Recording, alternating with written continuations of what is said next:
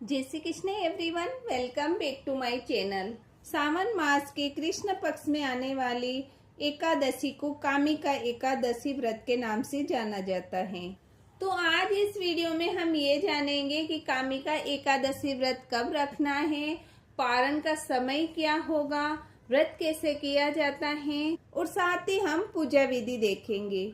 Friends, सावन मास की कृष्ण पक्ष की एकादशी 20 जुलाई को दोपहर 12:12 पर शुरू हो रही हैं और 21 जुलाई को सुबह 9:38 पर समाप्त होगी। उदया तिथि के अनुसार कामिका एकादशी का व्रत 21 जुलाई के दिन रखा जाएगा। साथ ही हम ये जान लेते हैं कि कामिका एकादशी के व्रत का पारण कब किया जाएगा। तो पारण 22 जुलाई को किया जाएगा। व्रत पारण का शुभ मुहूर्त सुबह 5:37 से सुबह 7:05 तक रहेगा। तो आइए पूजा विधि देख लेते हैं। कामिका एकादशी के दिन आप जल के अंदर गंगा जल डालकर स्नान कर ले। उसके बाद एक लकड़ी की चौकी लगा दे, चौकी पर पीला वस्त्र बिछा देना है। देखिए, आप चाहें तो ये पूजा अपने घर के मंदिर में भी कर सकते हैं। उसके बाद फूलों का आसन लगाकर भगवान विष्णु की तस्वीर को विराजमान कर देंगे। उसके साथ ही हमें भगवान भोलेनाथ की तस्वीर को भी विराजमान करना है, क्योंकि सावन का महीना चल रहा है। सावन का दूसरे सोमवार का व्रत 21 जुलाई के दिन है और सभी भक्तों के लिए बहुत ही खास होने वाला है, क्योंकि इस दिन कामिका एकादशी भी है। तो आज भगवान भोलेनाथ व भगवान विष्णु की दोनों की साथ में हमें पूजा करनी है। फूलों का आसन लगाकर दोनों तस्वीर को चौकी पर विराजमान कर देंगे। उसके बाद जल का छींटा लगाकर धूप दीप प्रज्वलित कर देंगे। भगवान भोलेनाथ की तस्वीर में भगवान गणेश जी विराजमान है, इसलिए मैंने अलग से विराजमान नहीं किए हैं। अगर आपके तस्वीर में भगवान गणेश जी नहीं हैं तो आप अलग से विराजमान जरूर करें।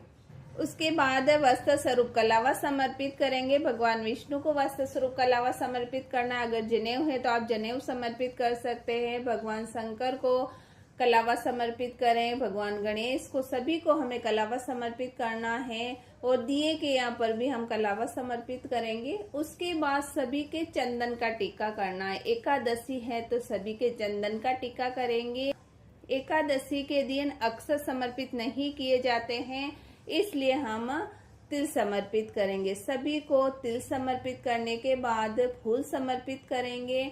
अगर पीले फूल हो तो आप भगवान विष्णु को पीले फूल समर्पित करें।